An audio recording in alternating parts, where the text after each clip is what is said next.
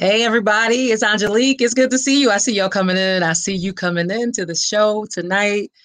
Hey, it is Sunday. It's 7 o'clock. We got a lot to talk about. I think you saw the flyer, right? What's upside down?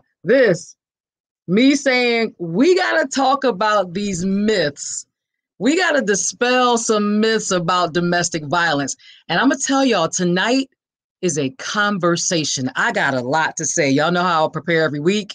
I have a ton to say, but I want you chatting back and forth with me because I'm going to pose some stuff to you. I want you to throw some things back at me. But all right, let's get started. Can you hear me? First of all, I want to make sure everybody can hear me. I'm going to go to my comments, keep my comments going. Let me know you can hear me because this is about to get really real. Really real. So hello to all my courageous queens. Hey, Tadara! Hello to all my courageous queens, and that's one right there. And my courageous kings, welcome to episode number 20. Can y'all believe it? I have done this 20 times. 20 times. This is my weekly podcast about domestic violence awareness and action. It is called Silent No More because I am silent no more. I remember being silent. Oh, Tanika's on here. Tanara's on here. My day is already good. I'm Angelique Pierce, and I am a survivor of domestic violence. I am an advocate of freedom and truth, and I am the founder of Ladder Masters Inspirational Leadership Group, better known as Ladder Masters. Now, I always tell people that I am here and I speak for 3 reasons and 3 reasons only. That is to bring awareness, to break down facades, and to build conquerors. And tonight, we're going to do a whole lot of breaking down of facades. That's what we're doing tonight. All right. So again, tonight's episode is called Dispelling the Myths of Domestic Violence. There's so many myths. I had to narrow it down. That's what took me so long to prepare. But I'm here and I'm ready. Let me first say a couple things. I got to acknowledge my family, my UB podcast family. That's Unique Blessings, a nonprofit organization that I am honored to be a part of. I always shout out my queen, Chantel Evans. That's my girl, my man, 50 grand, as we like to say. And there's a whole Unique Blessings family that is behind this podcast. So I am happy to be a part of the organization and grateful to be on the board of this nonprofit organization. So real quick, before I go, look at Miss B is on here. All right. So before I go any further, y'all know me, I got to say a prayer because honestly, at some points, prayer is what got me through what I went through. And Tanika, I know you can attest to that, baby. All right, so here I go. Ready? Let's say a quick prayer.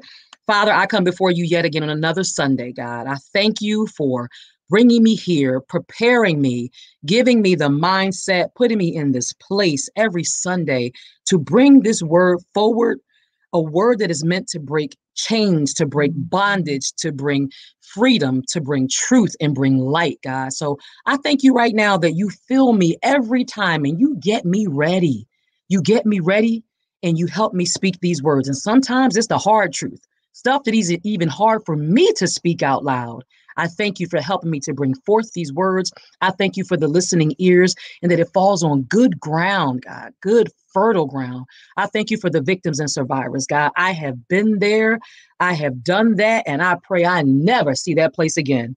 But for those who are still suffering, for those who are trying to figure out how to get out, or for those who recently got out and are trying to figure out what in the world do I do now, God, I hope that this podcast, I hope that this message in the comments from even the people who are participating and watching, I hope it makes a difference in their lives and a difference in their journey, God. And you lead them to the resources that they need to be the best version of themselves, not what those fools told them they are, but God, who you say they are. So I thank you for all these things. In Jesus' name I pray. Amen. All right. So I got a lot to say. Y'all. I prepared and thought and came back and read it over and prepared again. I ain't playing. This stuff is serious. So if you haven't yet, y'all know what I say every week. Every week I say it. If you have not yet hit that share button, it's somewhere down on your screen, on your phone. I don't care where it is. Hit the share button. All of us are part of Facebook groups. If you're not a part of a Facebook group, I know you got friends on Facebook, so tag them in. Tell them to tap in and come in and watch this tonight because it's a serious thing going on. Find your courage. That's right. Tag somebody and say, yep, you. Join in. This is for you tonight. Or for your cousins, aunties, bestie, godson, daughter. All right. Tell them to tag in too. All right. So let me say a few things. I am going to talk about the myths of domestic violence. And I'm going to get really deep into this, okay?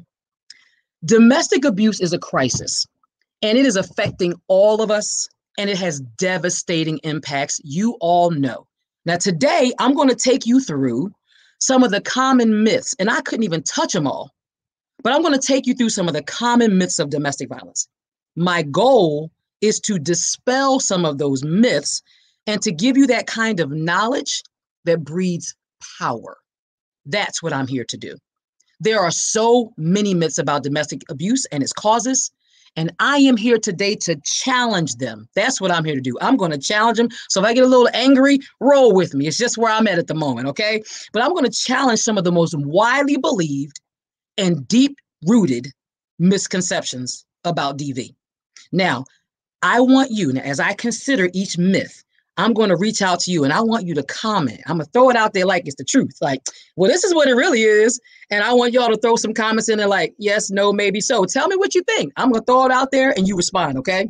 So y'all know I always have something to say about everything regarding domestic violence, but I also want to hear from you.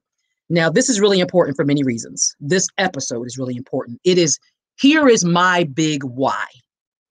Domestic abuse, and it still blows me away.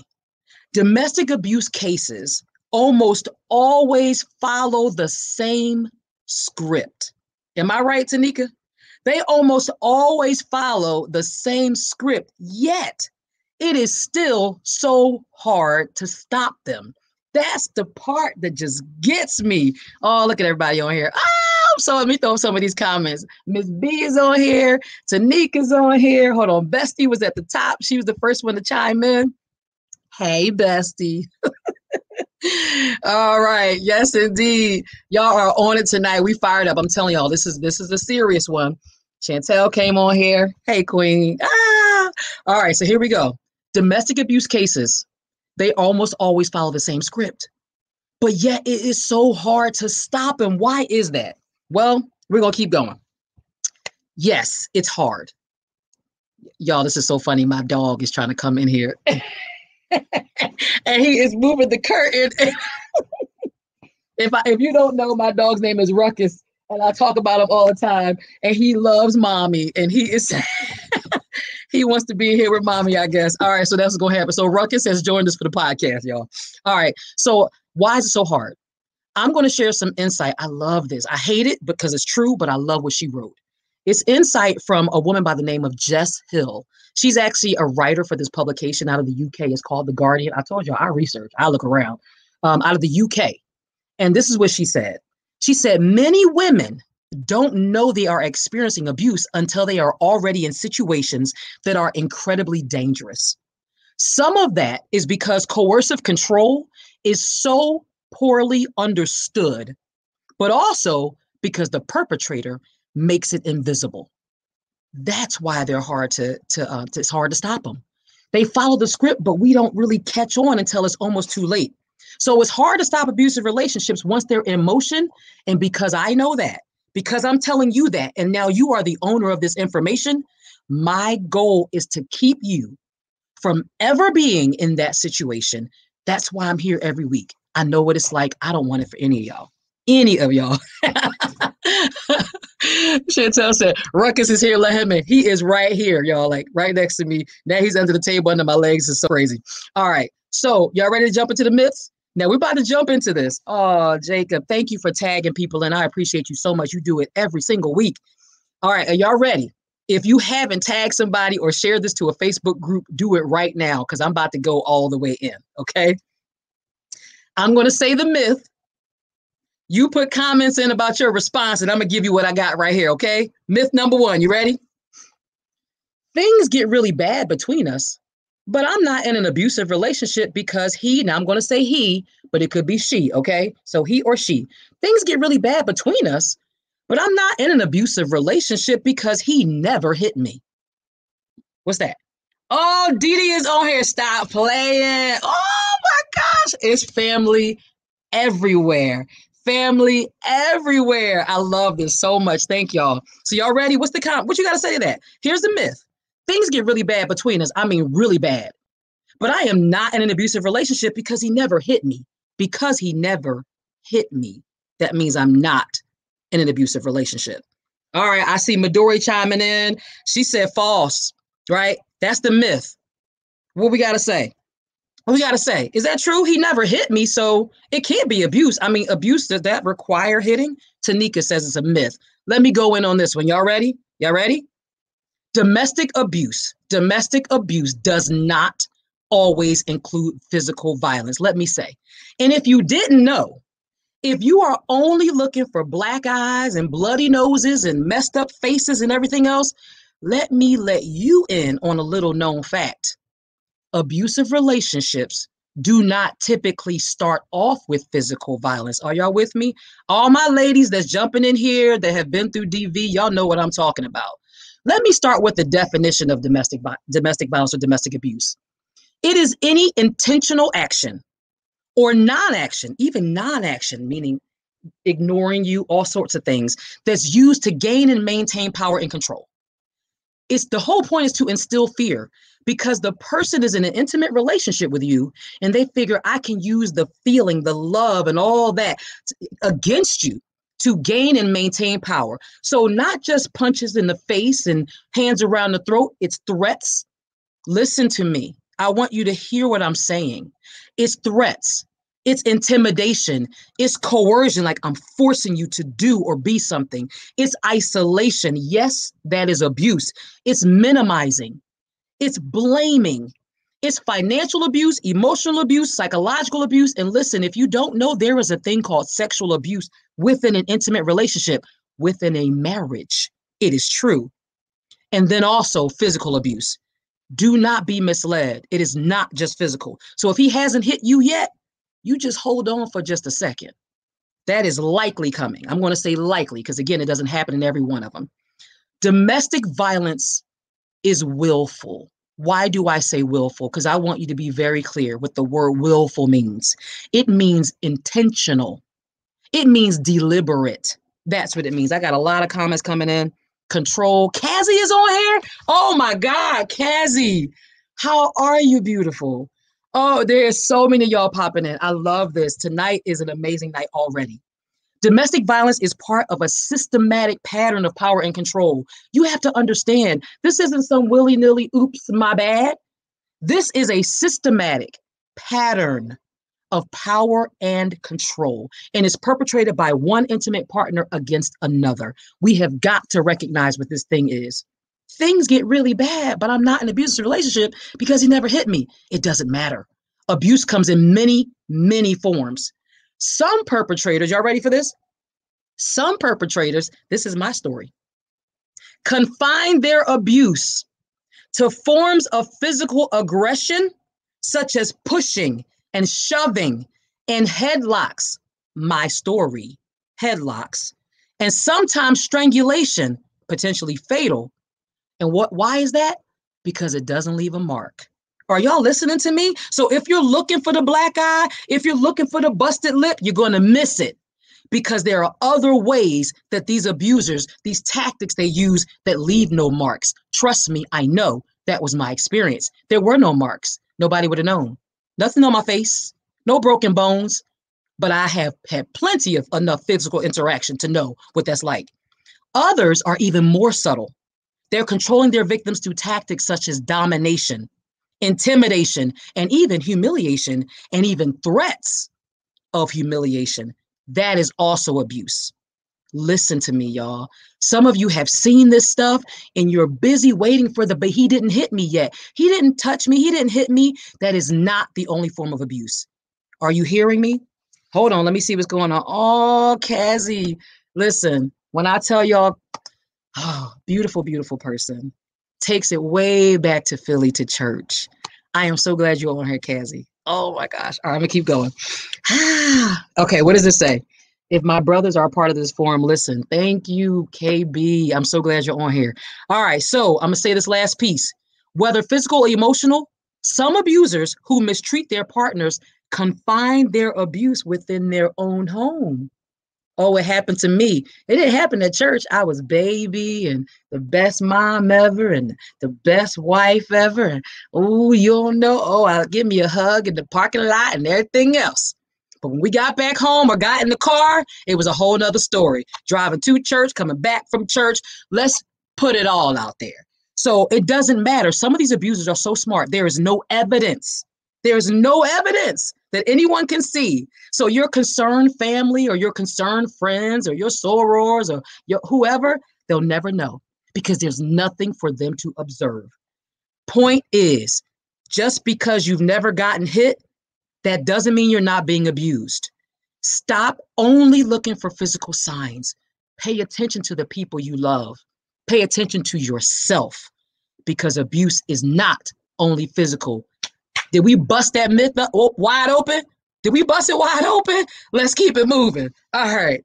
Kazzy, oh my God, I cannot believe you're on here. This is so awesome. Okay, that was myth number one. So now we understand. Stop looking only for physical violence is a part of abuse, but that's not the only type. Are we good?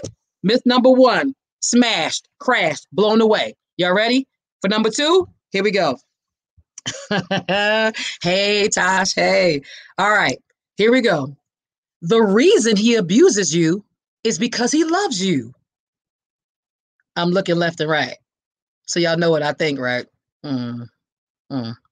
The reason he abuses you is because he loves you. That's true, right? Is that true? I'm waiting for y'all. I want to see what y'all got to say.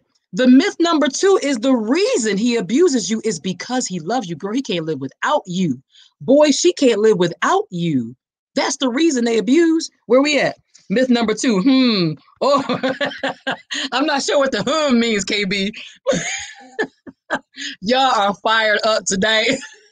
Y'all are fired up. All right, so I said, hell no. All right. Y'all ready? I can't even wait to get on this one because I got to get on this one. Let's get to the truth because that myth is trash. Ain't got no, look, listen, y'all know the movie, right? Just like the name of the movie, what's love got to do with it? Not a darn thing. Y'all know what I really was. Not a damn, nothing. In Philly, we used to be like, nutching. Nutching. It has nothing to do with it. All right, so let's get real. Sarita's on here too. It starts in grade school. He likes you. That's why he acts like that. Oh my God, good point. That kind of stuff, that kind of teaching, even in grade school. Nah. Oh, he hits you because he likes you. We're going to stop that mess right here, right now. The reason he abuses you is because he wants to. Did you hear what I said? The reason he abuses you is because he wants to. And he chooses to do it every single day. I'm saying he, okay, because I'm a woman and that was my experience. But can we all be clear? There are women who abuse men. But I'm going to speak from the he perspective because that was my experience. So just roll with me. It makes it easier. I don't want to have to keep saying he, she. The reason he abuses you is because he wants to and because he chooses to do it every single day. That's why. Why? Because he has the nerve to think. He has the nerve to think that he's entitled to control you. The nerve. I'm going to say it just like that. The nerve. Whether he thinks it's our patriarchal society that gives him the right to control you, or if he saw that behavior growing up, I don't know what he saw growing up, and I'm not concerned. What I do know is you have no right to try to control anything that is a creature of God. So let's back up to that. You have no right. Abuse is an ongoing system of control in which you got this abusive partner that is seeking to override your autonomy, to destroy your sense of self. That part is the part that gets me. They don't even want you to be you. I can't stand them, any of them. The end game is to make you entirely subordinate, essentially a willing slave. Y'all, it's still in here. I told y'all this. I got still a little right there in this little pocket on my side over here. I'm still a little angry. You daggone right. I'm still just a little bit right there, right there. That's what keeps me talking to y'all every week because I got to get some of this stuff out and make sure you hear me. To do this, they isolate you. They micromanage you, humiliate, degrade. Get ready for this one because I've been through it. They surveil you. Yes, watch, stalk, follow. All kind of craziness. They gaslight you, make you think you're crazy, like you didn't see what you just saw, like they didn't do what they just did. I'm right here. I'm smart. I'm aware. I know what's going on. And they create this environment of confusion, contradiction, an extreme threat. If you have not been through domestic abuse or domestic violence, I want you to count yourself so blessed, because it is a terrible situation where you don't know if you're coming or going. Are y'all hearing me? Yes. Thank you, Midori. It ain't just me, right? It ain't just me. You got to have a little bit of that left, just a little bit of it left. That's how you stay in the fight. That's how you keep going. They also tell you that you made them do it. I'm getting to that one. Give me just a second. Now, I try to check not just in the United States, y'all. I try to be very informed. So I check in other countries, other places. It's important. So there's a British woman. She's a survivor advocate like me. Her name is Min, M-I-N, Grob, G-R-O-B, in case you want to look her up. She actually has an awesome newsletter. But her name is Min Grob, and she tweeted this. This is the reality. Listen up. You become disoriented, hypervigilant, confused, and most likely sleep deprived. I was sleep deprived. I remember one time I almost didn't sleep for 24 hours because of dealing with this stuff. You are walking on eggshells, afraid that you're actually going mad, afraid to make them mad, afraid all the time. Sometimes not even knowing why you're in fear, but the panic is there always. I've got Tanika. I've got, who else is on here? Let's see who else was on here. Midori's on here. I got a bunch of ladies who are outspoken about what they went through. And I promise you, they will say, yep, yep, yep. Eggshells, afraid I'm going mad, afraid to make them mad, afraid, don't even know why I'm afraid, don't even know why I'm panicking. But listen, it ain't because he loves you. Let me just say that. This stuff you're feeling, there's nowhere in there. I don't care what you try to tell me. You cannot twist, turn, manipulate, squeeze it together, pull it apart. I don't care what you say. You will never convince me that it has anything to do with love. And while you think you're falling in love, there ain't no love coming from the other direction. It's all a facade. I'm here to break down facades. It is all a facade. There's no love there. There is no love and control. I promise you that. None. All right. So you guys have seen this before. I'm going to try to turn it around. You're not going to see it well, but I'm going to pull it close. The power and control wheel on this side and the cycle of abuse on this side. It's funny how this is like a mirror image, so it's so weird. But that's what you're dealing with. It has nothing to do with love. At the center of abuse, two things: power and control. Don't convince yourself of anything else. It's power and control, intimidation, emotional abuse, isolation, minimizing, denying, and blaming it on, using the children, using male privileges on the man's side, economic abuse, coercion and threats, sexual violence. None of that is love. And I don't care how many sorries you receive. I don't care how many I love yous he says or she says. Do not be misled. Love looks nothing like anything that I've talked about with you tonight. So, myth number 2, the reason he abuses you is because he loves you. We're going to toss that one aside because ain't no truth. The devil is a lie. Ain't that what they say? The devil is a lie. Let me see what y'all got going on. Hold on. Emotionally deficient. Narcissism big time. What's this one, Midori? Australian women have to deal with gag laws. If you report your abuser, you face the possibility of going to jail. See, now you got more information than I even have. You see that? We are teaching each other in this space. We are teaching each other. All right. KB says what? To be made psychologically dependent. Absolutely. There is so much going on. Power, not love, is the root. Thank you, Tanika. I'm going to keep checking y'all comments because y'all are on fire tonight. So we got myth number 1 out the way. Myth number 2 out the way because it's not about love. Myth number 3. This one is close to home for me. Y'all ready?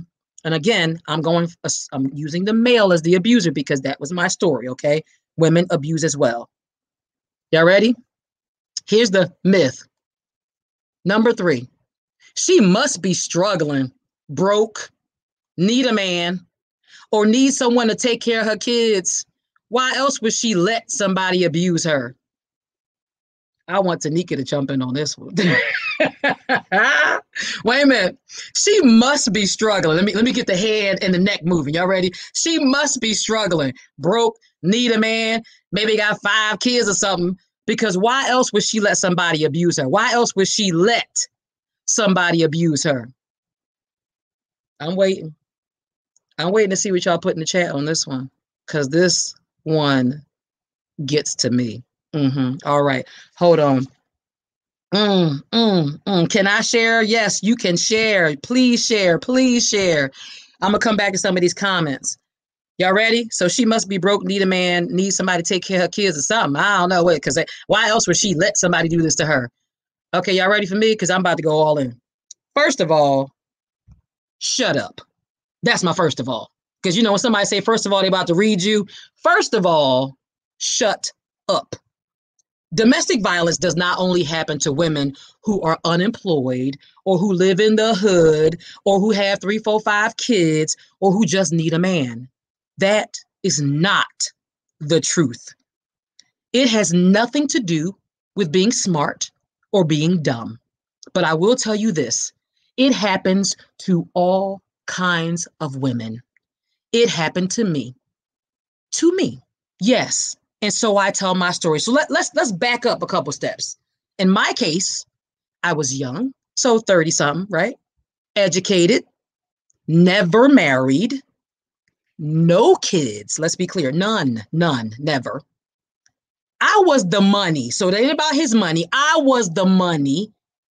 Sexy, chocolate. I'm just messing with y'all. But I'm serious.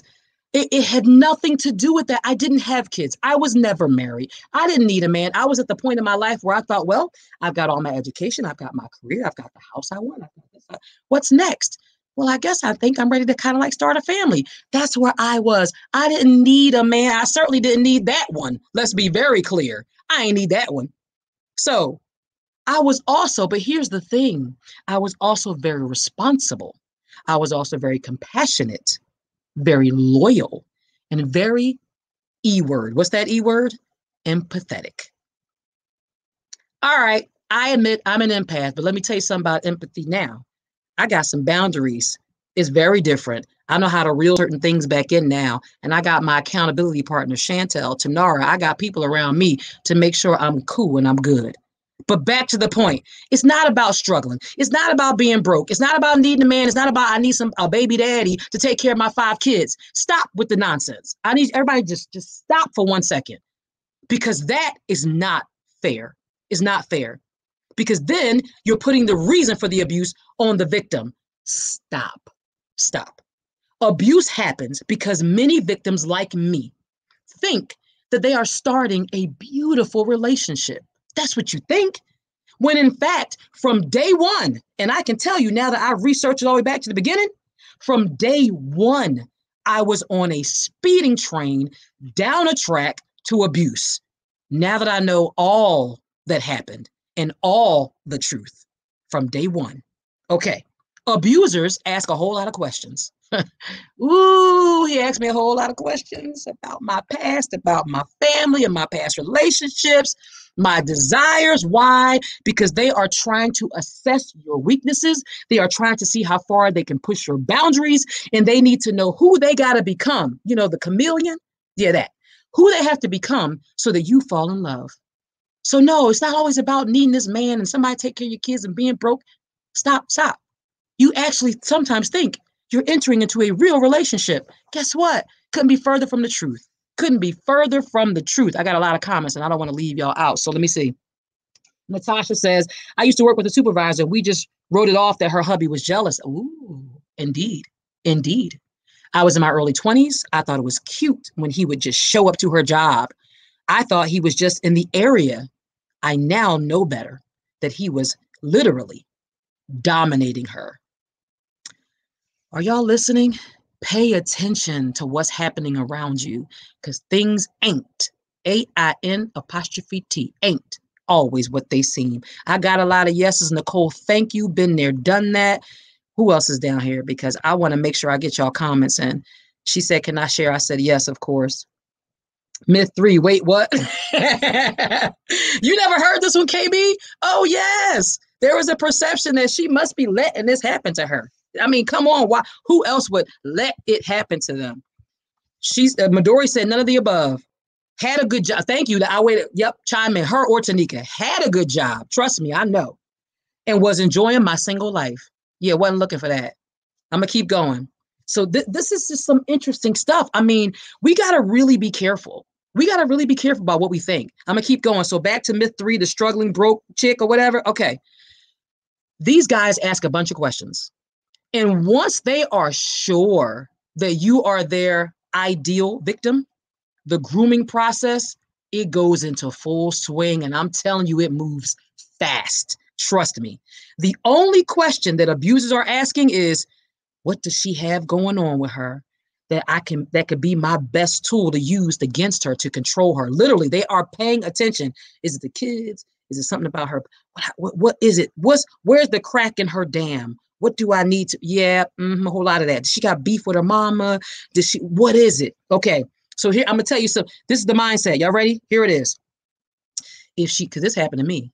Well, if she doesn't have kids, I have kids. If she doesn't have kids, I'll make sure she has at least one, because almost nothing makes a woman more vulnerable and more likely to comply than her desire to protect her children. It is disgusting, but it is true that this is how they think. Nothing makes a woman more vulnerable and more likely to comply than her desire to protect her children. And this is them. I'm talking like the abuser, and I will instill the fear of God in her and make sure she thinks that there are no limits to what I will do to her, to the kids, to her possessions, to her reputation, if she doesn't do what I want. That's how they think. Do y'all understand what I'm telling you? They are looking for ways to just, it has not, I'm going to make sure you ain't got kids. I'm going to make sure you got some. I ain't even got to have 3, 4, 5 kids. I'm going to make sure you got one after this relationship. Another one to say something like this. Well, if she is looking for a serious relationship or marriage, I'm going to give her the world. I'm going to give her the world, and then I'll take it all back from her. That will leave her constantly looking for that old spark. She's always looking for it. She's always seeking after it. And I'll keep giving her glimpses of it to keep her chasing that old love high. But I'll actually be manipulating the situation the entire time just to get what I want. I'm telling you, I'm not making this up. This is real. You just don't hear it this raw. You just don't hear it this raw all the time, but I'm going to give it to you that. So that was number 3. Yep. Not because she's broke, not because she need a man, not because she's from the hood, just because these abusers find the crack in the dam and they use it against them, and I can't stand them for that. Y'all ready for myth number 4? Let me see what other comments I got first. Hold on. Wait a minute. Thank you so much. I appreciate y'all. Victim shaming. Victim shaming has always been a problem. Blaming the victim is so ridiculous. It is so ridiculous. So ridiculous. Whoa, I'm ashamed to say that I thought that when I was younger. Listen, this is what this is about. This is what this is all about, y'all. There's no barrier to DV. Oh my God, y'all comments are real tonight. Real tonight. Thank y'all so much. All right, sociopaths. Thank you, Maria. All right, y'all ready? Number 4, because we got, I couldn't do too many because I knew I was going to run out of time. Number 4. This is the myth. He is such a good person, and I have never seen him be aggressive. She must have done something to provoke him. I'll wait. He is such a good person. I have never seen him be aggressive. She must have done something to provoke him. Now, again, I'm using the him side of this because I'm a female and that was my experience, but please understand that he could easily be a she. We could be flipping this around. Ooh. We on number 4, y'all. He is a good person. Whoever that person is, I've never seen him be aggressive. She must have done something to provoke him. I'm about to jump all up in this one. All up in it. Midori. I gotta put that one up on the screen. I gotta put that one up there because that's exactly how I feel. I can't say that word, but that was how I feel. Yes, Cassie, victim blaming. Y'all ready? He's such a good person. No, he is not a good person. I don't care what row, what pew, what seat in the church he sits in. I don't care if he's at the front of the class. I don't care if he has a double master's degree or a doctor in front of his name. If you are abusing women, you are not a good person. I don't care what side of yourself you choose to show to whoever you choose to show it to. If you are behind closed doors or in the bathroom or at the mall or at dinner or doing whatever, abusing women, you are not a good person. So let me help you. You're not. Okay, let me keep going. What you are, though, is a Dr. Jekyll and a Mr. Hyde. And if you're a female abuser, you are a Dr. Jekyll and a Sister Hyde. Yes, there's one for you too, miss. If you are abusing men or other women, there's one for you too. Now, listen, what this person has successfully shown the world is one side of themselves to keep everyone off their trail. That's it. That's what it's all about. I'm going to show everybody else this. I'm charming. I'm charismatic. I'm smiling. I got jokes and everything else. I dress good. I smell good, whatever else. That's what you've successfully shown the rest of the world. But what you've actually shown to her or to him, if he's a victim, is a completely different dark side, period. I'm going back to he because that's my experience. He is a liar and a manipulator and a fraud, period. This podcast is called Silent No More. I ain't silent no more. So please hear me. The behavior of abusers is calculated. It is a choice. I said it earlier. It is a choice. They are not crazy. They are not sick. They are not confused, and they are certainly not angry with you. Because if you think that abusers are angry, that would suggest that someone or the victim did something to make them angry. No, that's not how this goes. Because in the reality, it doesn't matter what a victim does or what you do or don't do, they are going to abuse because abusers abuse. So we're going to not pass it off to anger and nothing else. So let me tell you all this story. It took me 1, 2, 3 attorneys to get fully away from my ex, out of my marriage, and onto a better life. It took 3 attorneys. Can you imagine the financial loss of dealing with that nonsense? But I'm not here to talk about that. God, I just remember the money. But my second attorney pissed me off so bad. It was a male. I couldn't stand him. I don't think he even cared about my situation at all, to be quite honest. But I will tell you this. I remember when I was like, okay, so what's going to happen? So he just gets to move on and do whatever, and it doesn't have to take any sort of required classes. We got a child together. Is he not required to do something about this thing of, abuse, whatever? Here's what my attorney said. Well, we can certainly send them to anger management classes. And I'm sitting here listening. Did he just say anger management? Yeah, but that'll be this many weeks, and he has to do. I said, whoa. Why are we talking about anger management? Because that's typically what I said. You know what? This is ridiculous. I said anger management would suggest that he's mad or angry about something. He ain't angry about nothing. This is a part of a whole plan. Anger has nothing to do with it. If you I said, don't you say anger to me one more time. I said, you've said it so many times to me, the anger, I don't want to hear about it. He's not angry about a damn thing. There's nothing for him to be angry about. What he did to me was choose to abuse me. Can we deal with that choice? That's what I want somebody to deal with. Do not be misled. It has nothing to do with anger. Y'all are popping in comments. I'm going to go ahead and pull these up because I want to make sure I get it up. It's so hard for people in an abusive relationship to accept that this is happening. There's such a stigma. Cassie, absolutely. Do you know how long it took me to actually do what I'm doing? My God, it took me forever to say something about it. And then here's Midori. I did not get my day in court. His effing side piece got him out of jail. I should have punched her in her face when she approached me in the supermarket. And that's the thing. It's so amazing to me how the next one even could be aware of the situation and actually thinks that they're getting something different and somehow they're special. And I don't even get me started about that. But that's a whole nother topic for a whole nother day. But let's just be clear. I don't care that you've never seen that person be abusive. I don't care that you've never seen that person be aggressive. If a woman is coming to you or even a man comes to you and says they're being abused, I'm going to need you to stop for a second and listen. Because the whole thing with domestic abuse is that It's a thing that typically happens inside the four walls. And once they step back outside, they become that charming, awesome, funny, talented person that they want the world to see. The whole thing is a facade. Can we get that in our heads? The whole thing is a facade. So they're going to show you the good side so you can never see the bad side, so that no one ever believes the victim and thus makes it her fault or that she's crazy. That's what's happening. All right, I'm going to keep going. A friend of mine who was also a survivor advocate tells the story of how she literally made pancakes one day. I think it was pancakes when I guess she was supposed to make waffles. And that's what set him off. That's what made him abuse. Y'all listening to me? It's crap. There's no anger. It doesn't matter what you do. It doesn't matter how good you are in bed. Abusers abuse. Provoked him, made him angry. That's all bull crap. That's not what I wanted to say, but that's what it is. He's such a good person. I've never seen him be aggressive. You must have done something to provoke him. Let me tell y'all something.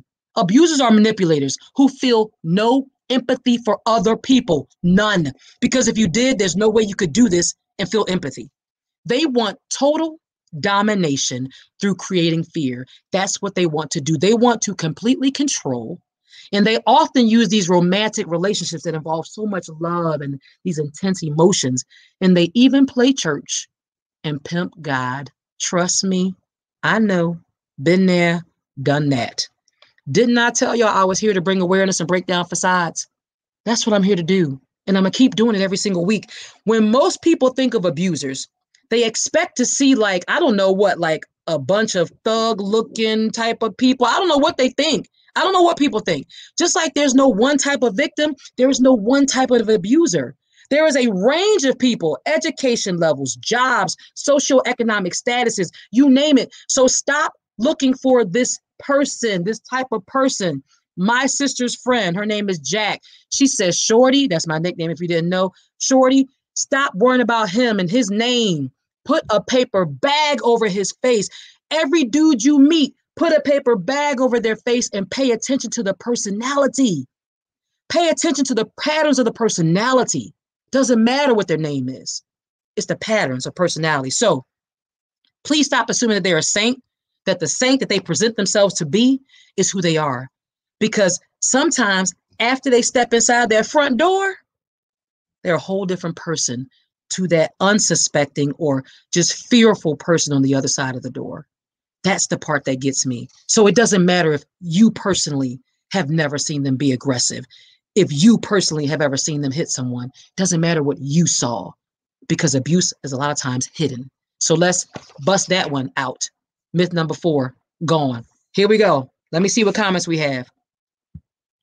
We got some newcomers. I appreciate y'all in here. Women are not so smart to even want a man who has or is cheating and abusing. Well, I don't know what that means. Women are not so smart to even want a man who has or is cheating and abusing. We should stick together. Okay. Be more secure within and know you deserve a hero, not a zero. Narcissists have no loyalty to anyone. Can we be clear? They do not love you or her more than you, or she's not more special than you, or he'll never do that to me. You need to read, baby girl, because you ain't caught up on today's news. That's not how this goes. All right, let me keep going. Okay, it's called intimate partner violence. That's why you never saw that side of him. Can I clap? It's called intimate partner violence, IPV, absolutely. I watch patterns, not words. Thank you, patterns. We should all watch for patterns. He's not a good guy because one time he took you out on a beautiful date. He's not a bad guy because one time he only took you to McDonald's. You can't just base it on one time. It's the pattern that you have to be honest with yourself about what you see. All right, that was number 4. Y'all on fire. Number 5, y'all ready? This is a tough one. This is a disputed one. I've got this one and one more after that. The last one really gets to me, so that's why I left it for last. Number 5, the only reason he's abusive is because he's drinking or doing drugs. This is a hard one. Y'all ready? The only reason he's abusive is because he's drinking or been doing drugs. I'm going to pause and see what y'all got to say about this one. This is a tough one. This is a tough one. Y'all ready? What you got to say? What you think? The only reason why they're abusive is because they've been drinking or because they're doing drugs? Is that the reason? No, ma'am. Woo! He like, I'm 2 words. No, ma'am. No, ma'am. This is hard. Yeah, this is a hard one. This is a tough one, y'all. That's why I bring it up on purpose. Now, listen, I'm going by my research. I'm going by what I read because I spend time reading and I spend time researching. That's my personality. I'm extremely analytical. And so I found enough stuff. I'm throwing it out here to y'all. A drunken tongue speaks a sober mind. Can I steal that? Is that like from the Bible? A drunken tongue speaks a sober mind. What y'all think about that one? Mm, People will have conflicting perspectives on this one. That's why I put it in here, because it is a tough one. This is a tough one. Yep, heard that. Y'all ready? Oh, I'm going to throw these comments up because y'all talking to me. Heck to the no, no, no. Tanika says, we ain't blaming it on no alcohol or drugs. We ain't doing that today. That's what Tanika said. And what Tadara said, yep, I can steal it. Okay, y'all ready? All right, I'm gonna actually put this one up here and leave it up here because I think this is my quote of the day. Ooh, let's see. Hold on. What's this one? The behavior started at home. I'm gonna keep this one up. All right, y'all ready? A drunken tongue speaks a sober mind. Here we go. The myth is if you're just joining, the myth is the only reason he's abusive is because he's been drinking or doing drugs. All right, we're gonna bust this one wide open too. This is the difference between causation and correlation. That's my analytical mind coming out. This is the difference between causation and correlation, or cause versus contributor. Okay, this is the difference. This is a perfect example. His control, his abuse, is neither a reaction to stress, nor is it triggered by alcohol or drugs. Let me just be very clear in my speech today. Alcohol and drugs can make existing abuse worse. Did you hear what I said? Alcohol and drugs can make existing abuse worse or be a catalyst for an attack, but they do not cause domestic abuse. Did I say it loud enough and clear enough? Okay, I said it, and I'm gonna say it again. Alcohol and drugs can make existing abuse worse, or it can be a catalyst for an attack, but they do not cause domestic abuse. Many people use alcohol or drugs and they do not abuse their partner. So can we be clear? You can't say it's the cause, because if it was the cause, then every person drinking or using drugs would be abusive. Let's back it on up. Many people use alcohol and drugs and do not abuse their partners. So it should never be used as an excuse for violent and controlling behavior. Have I made it partially clear? Because I'm getting there. I'm just rolling right now. The perpetrator alone is responsible for his actions. And so long as we keep making everything else and everybody else the reason that abusers abuse the society, the this, the that, nah, bruh, you did that. You put your hands on her. You called her a bitch. You did that. We have to stop this craziness, and I'm here to help stop it. So in 2010, Live Science, or it may be Live Science, I think it's Live Science, reported the results of this survey. I told you, I don't just check the United States, I check everywhere. They reported the results of a Scandinavian study, and it found that the risk for violent behavior does increase with intoxication, but only among individuals who are prone to suppressing what's already there, these abusive tendencies when they're sober. Are y'all listening to me? So let's just stop the confusion and make it very plain. People who didn't work out their abusive tendencies and all of that, they were more likely to get drunk. First of all, they're more likely to get drunk. And it's that state of drunkenness that's connected to a rise in the chance of engaging in violent behavior. I am tap dancing on this topic because it drives me crazy when people talk about this. People who did not suppress their feelings, meaning they tried to address their feelings, They did not show that similar association. So let's make it very clear. So we're back at the myth number 5. If you just joined in, the myth is the only reason he's abusive is because he's been drinking or doing drugs. Stop it, because it's not true. Since drinking alcohol can lower inhibitions, it can compel risky behavior, and it'll rob people of their self-control. An individual with some rage already, or that aggressive type personality, or those abusive tendencies, then yeah, they're going to act out when they're sufficiently intoxicated. Sure, there's a correlation, but can we please stop this causation? It is not the cause. It is not the cause. According to Very Well Mind, those who study the dynamics of domestic abuse, they say there's no real research to indicate that alcoholism and drug abuse causes domestic violence. We have to stop that. I'm going to go to the comments because y'all are saying a bunch of stuff. You got to show you are on one tonight. It is clear. All right. Very true. And clear, all chemicals are an inducer. Yes, they're an inducer. All right. Exacerbates the behaviors that were already a part of. Thank you. That is the point I need to make clear. This has been researched. Was just thinking that. Thank you very much, y'all. All right, let me keep going. Although research indicates that among men who drink heavily, there are higher rates of assaults resulting in injury. The majority of men classified as high-level drinkers do not abuse their partners. So let's just be clear.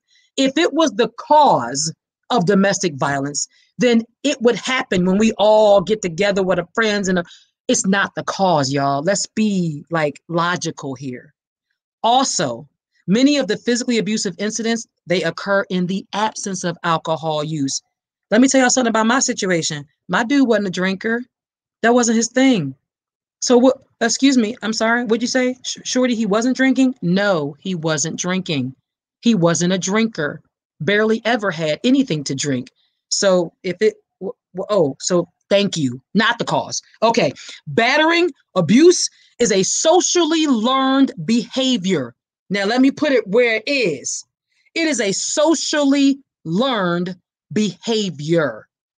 And then that person learns it and realizes, hey, this works to do this or that. I'm going to keep doing it. And then it becomes willful, and it's a choice. It's a socially learned behavior and is not the result of substance abuse or mental illness. Men who abuse and batter frequently, they use alcohol abuse as an excuse for their behavior and their violence. No more excuses. No more silence. No more nonsense. I'm freaking over it. And I'm just going to tell y'all what it really is. What's happening?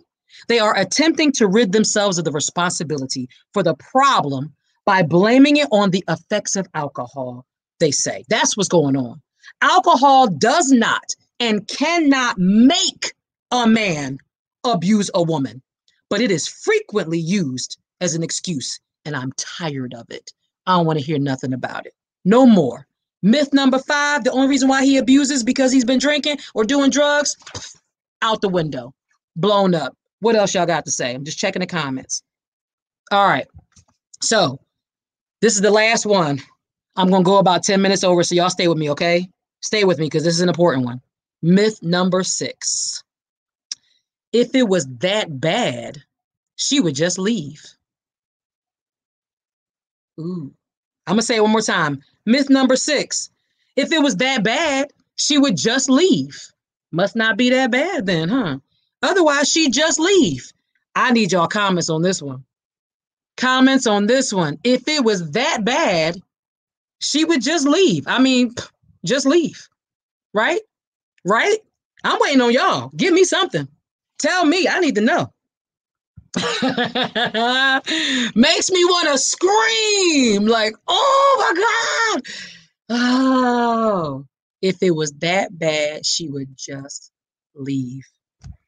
I'm gonna say something real quick, and that's why this one just So I learned at some point after I was out of my abusive situation that one of my ex-husband's family members had the nerve to say, well, why don't she just leave then? If it's that bad, why don't she just, that's why I use this one. If it's that bad, why don't she just leave?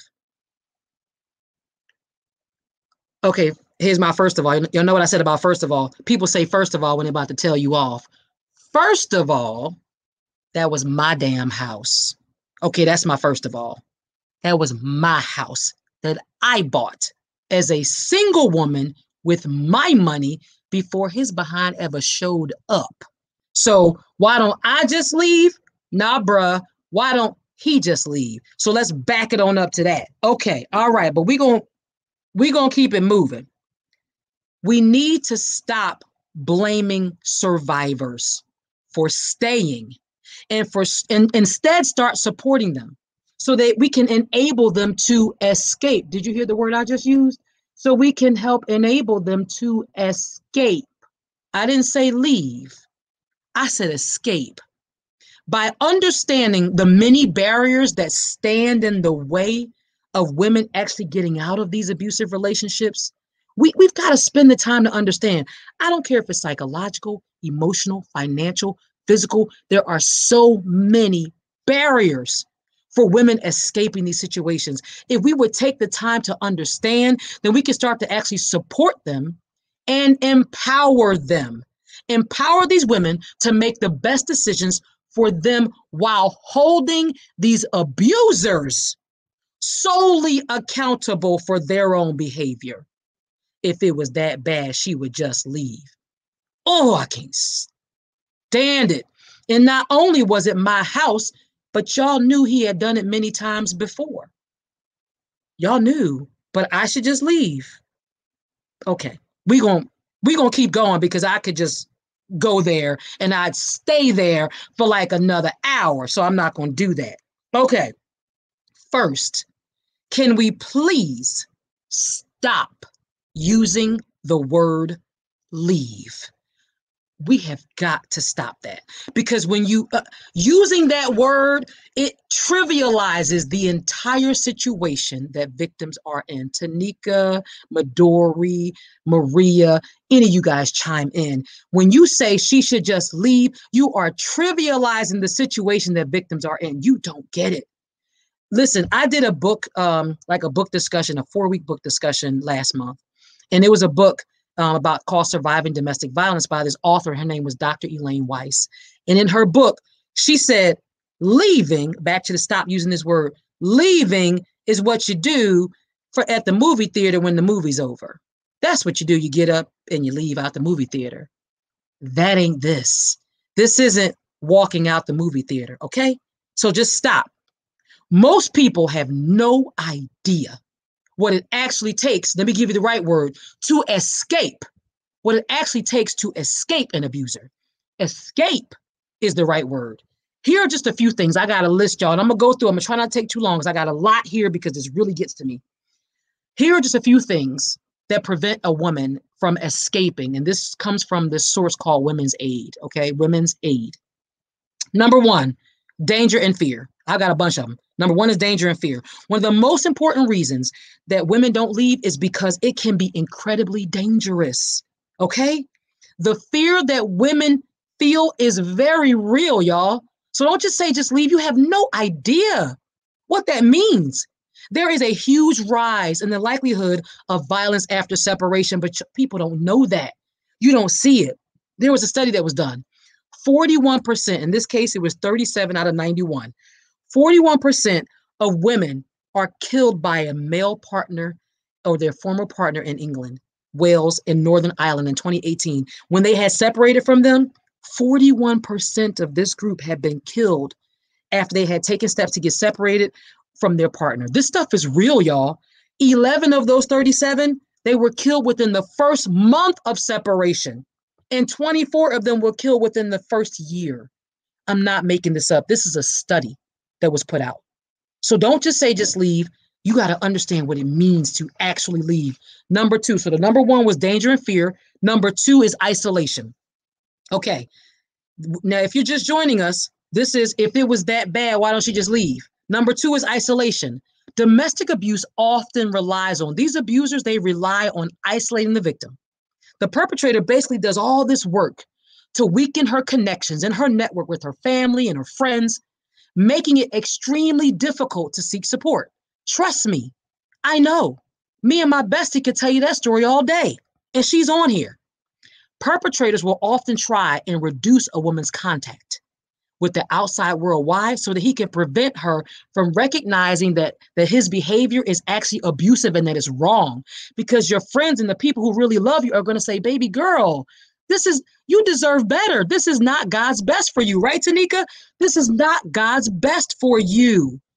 And isolation is a huge part of what leads women to become extremely dependent on their controlling partner.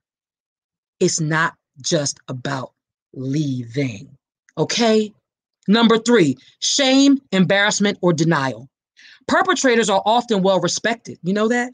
Oh my God, he was the master salesman. He was, y'all. The master salesman. All this people know. Oh my God, he's the man. He did this. Oh, he's doing this. He used to do this and do that in his past. You okay? Who cares? Perpetrators are often well respected or liked in their communities because they are charming and they are actually manipulative. Trust me, I know. This prevents people from even recognizing the abuse, and it isolates the woman even further. What's wrong with her? He's awesome. He's amazing. Didn't you see him do so and so? Oh my God, he is the. Yeah, okay.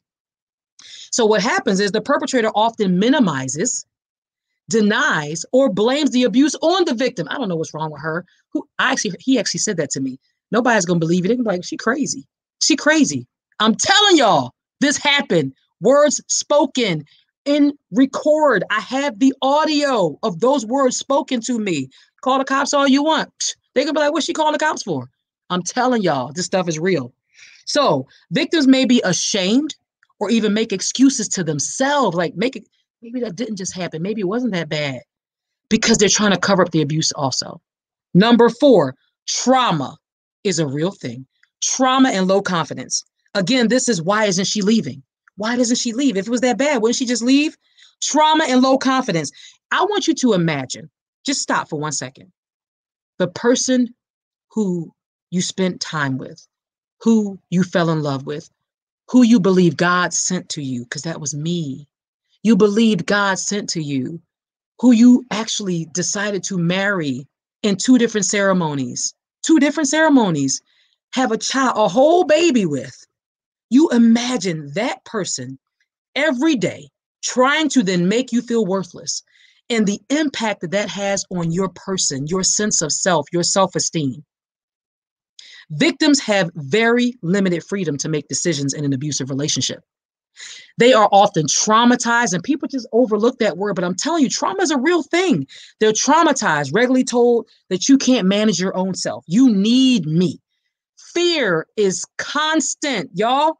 And they live in this world of fear and terror every single day. You want to know why she's not leaving? I'm telling you why. Danger and fear, isolation, shame, embarrassment, and denial, trauma and low confidence. I'm going to keep going. Then there's practical reasons. Let's get with the practical reasons.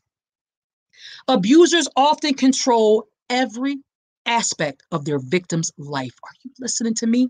They are basically making it impossible to have a job or to have financial independence. By controlling access to money, women are left unable to support themselves or their children. Where's she going, y'all? Where's she going? On the street? To a shelter for how long? Things happen in shelters. Thank God that they exist, but it is not easy as leaving. They may actually fear. Now, listen, this happened to me. I had a lot of fear with court system, a lot of fear. I was even told, you take my child here, I'm going to call the cops and tell them that you kidnapped our child. All kind of stuff was said to me. You better not go out the state. Don't go out the state, because if you take her out the state, I'm going to call the cops and say you kidnapped her. Y'all don't understand the kind of stuff that happens. They may fear having their children taken away, or if she has an insecure immigration status. Let's think about these women. Immigration status, she may fear even being deported. And I'm going to give y'all 2 more pieces of information. I'm going to shut it down for the night. Religious nonsense. Did you hear what I said? Religious nonsense. This is the 6th reason that makes it difficult for her to leave. The struggle is real for women who are verbally, emotionally, and spiritually abused by the men who promised to honor them and cherish them. The struggle is real, y'all, because some of these husbands, some of these men use the cover of the church, in my case, the church, to hide their manipulative behaviors. The problem is church leaders often tell women to submit to their husbands. That's what you're supposed to do. You submit, to endure, to stay and pray. I need us to get this church thing updated to like current state of affairs. And do you know what else? Now, listen, I go to church. I say, I'm telling you something. I pray. I am a Christian woman. I believe in God and I believe in his church and what it's here to do. But unfortunately, humans run the church. So there are a significant number of perpetrators who are actually church leaders or people who cover it up, who are church leaders, who don't do what they're supposed to do to protect women. God's covenantal design for marriage. I'm going to tell y'all this is what I believe. His covenantal design for marriage is broken by abuse. And scripture does not mandate that a woman should stay abused. She should be an abused wife and must remain married to an abuser. You will never convince me of that. Never. So let me say this. There's Ruckus walking out. My baby. Oh my God. Never has that happened in the podcast as my dog interrupted my podcast. Domestic violence is not a couples counseling or a marriage counseling issue. Can we stop this nonsense? I'm gonna nail this one home. Y'all ready? Couples counseling is dangerous for the victim. No, not just hard. It is dangerous for the victim. Why? Because couples counseling is going to imply, it flat out implies that the victim is responsible for seeing that her abuser gets help. No, she is not. And if it's a man, no, he is not responsible for seeing that his abuser gets help. No, not. Couples counseling is beneficial for marital problems. Domestic violence is not a marital problem. You know what domestic violence is? It is a violent criminal act. Can we call it what it is? I don't care. Cut the word domestic off the front. Domestic violence, cut off domestic if you have to. It's violence, it's abuse, it is criminal. Let's not be confused. Let us not be confused. So, yeah, it can be that bad. Because in the church atmosphere, in these religious institutions, women are made to think a certain thing. Ladies, you are not here to be abused. You are not put on this earth to be under the dirt, to have someone step on you and treat you like trash or an animal. No way. Do not accept it. You are better than that. You were born a queen, and that is what you are, and you forever will be. Last thing I'll tell y'all is the failure of the justice system. I have been through this. I have been to court so many times, I don't even want to count, y'all. I have fought 6 ways to Sunday from my life, from my child, from my finances, from my sanity, from my protection and safety. It's crazy. Let's talk about the justice system, and then we're closing. By the time victims realize that they are in danger, many of them believe that there's no system that'll ever be powerful enough to keep them safe. And I understand why that is. I do. If they do report to the police, if something reportable actually occurs, because the cops, they come and they be like, well, did he black your eye or you ain't got a bruise? We can't help you. It ain't criminal. Oh, wait a minute. In my case, it was like, did the Drano get on you? Oh, it didn't get on you? Oh, well, if it had got on you, we'd have been able to do something about it. But since it just got on the sheets, it's not criminal yet. Y'all listening to me? I did say Drano. You heard me right. I did say Drano. Okay. All right. So if they do report to the police, if something reportable actually occurs, they are making a terrifying gamble, y'all. A terrifying gamble. Why? Because here's the questions. This is what the victim is thinking. I remember thinking all of this. Will I get an officer who's sympathetic and proactive? If I report my partner, will that make him more mad and more dangerous? What if child protection gets involved? Oh my God. What if I call the police and now they think that I'm not properly protecting my child and they take her from me? What if that happens? Y'all don't understand how crazy this is. It gets bad. What if he contests for custody and somehow wins? Do y'all know how many abusive partners get the kids? Y'all don't even know how bad this gets. How many victims get locked up because the cops come and go, I think it was both of y'all. It's bad out here, y'all. There are absolutely no guarantees that the victim or their children will be protected. So everybody says, why don't she just leave? And why don't you just do? Y'all don't even understand what it's like on the other side. You have no clue. Some people have no idea. Their suspicion that the system is not powerful enough to protect them is too often correct. It's unfortunately correct sometimes. The justice system, y'all, I hate to say it, but it's full of holes. It really is. And too often it actually ends up colluding with the perpetrator. Because why? He gets up on the stand. I saw it. Oh, this happened and now I ain't got nowhere to stay. And they become the victim. And I'm sitting here like, are you effing kidding me? Now he's the victim? I'm done. Y'all are listening to this bullcrap testimony? Do you not see that there's a protection order in place against him and he's up here acting like he's the victim and you're listening to him? I am done. Like, I am done. Did you just tell me that he needs to still get my money every month? I got to pay post-separation support to the person who signed a consent agreement that he abused me, but you're going to still make me pay for his lifestyle every month? Are you freaking kidding me? The justice system fails us, y'all. It fails us. Y'all want to know why it's so hard for people to leave, to escape? You have no idea what's on the other side. So sometimes we stay. Sometimes they stay because it's actually more dangerous to leave. And until the justice system properly assesses and responds to risk, and as long as women are made to be responsible for their own safety, we will continue to see an intractable domestic homicide rate. We will continue to see domestic violence climbing. It is terrible. I'm just telling y'all what I know. I'm at the end, so I'm going to check these comments. I said a lot, so I got to definitely refill y'all. Build them up. All right, here we go. Woo! Edify. Yes, indeed. Yes, indeed. Not in every situation one is able to safely remove themselves or the other party. I totally agree.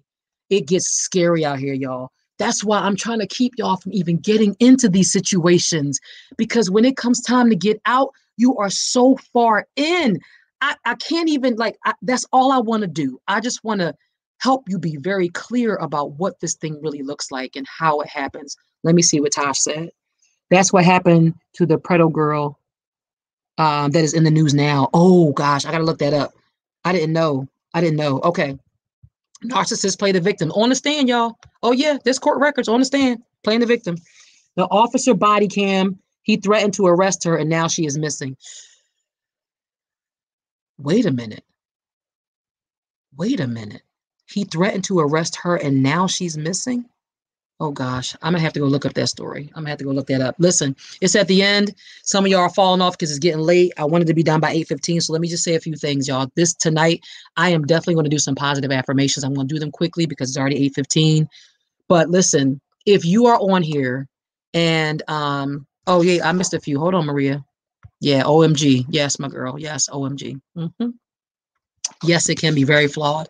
If you are on here and you have been through domestic abuse, some kind of violence with an intimate partner, I feel you. I've been there. I've done that. I know what it's like, and it is no joke. So let me say this. You were never to blame. You were never to blame. You found yourself in a situation that you then had to escape. And escaping is not an easy thing.